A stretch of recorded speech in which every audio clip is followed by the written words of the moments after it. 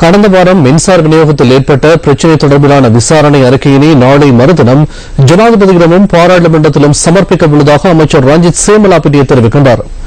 வெடித்து தீப்பற்றிய 2 மின்மாற்றிகள் தொடர்பில் ஆராய உள்ளதாக ஜெர்மனியின் நிபுணர் குழு இந்த நாட்டுக்கு வந்துள்ளமை சுட்டிக்காட்டத்தக்கது. இன்று மாலை நடைபெற்ற ஊடகவியலாளர் சந்திப்பிலேயே அமைச்சர் இதனை குறிப்பிட்டார்.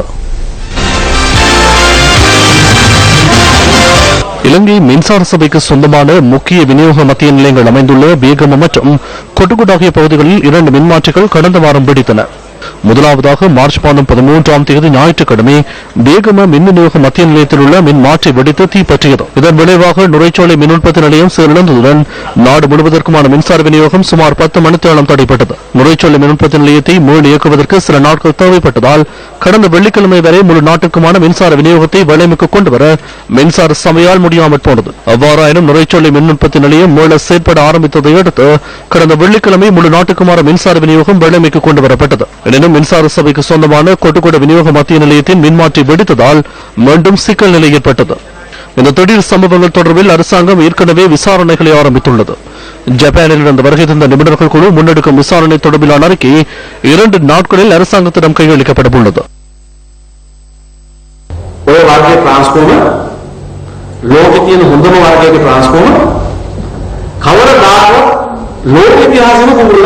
உலகில் உள்ள தலை சிறந்த ரகத்தைச் சேர்ந்த இத்தகைய மின்மாற்றிகள் வெடித்ததாக வரலாறு இல்லை. அதனால் நமக்கு சந்தேகம் ஏற்படுவதை தவிர்க்க முடியாது. ஆகவே விசாரணை நடத்துகின்றோம். மின்மாற்றி உற்பத்தி நிறுவனத்தைச் சேர்ந்த ஜெர்மனியின் பொறியியலாளர்கள் குழு ஒன்று இன்று இலங்கை வருகின்றது. இங்கு என்ன நடந்துள்ளது என்பதை அவர்கள் கண்டுபிடிப்பார்கள்.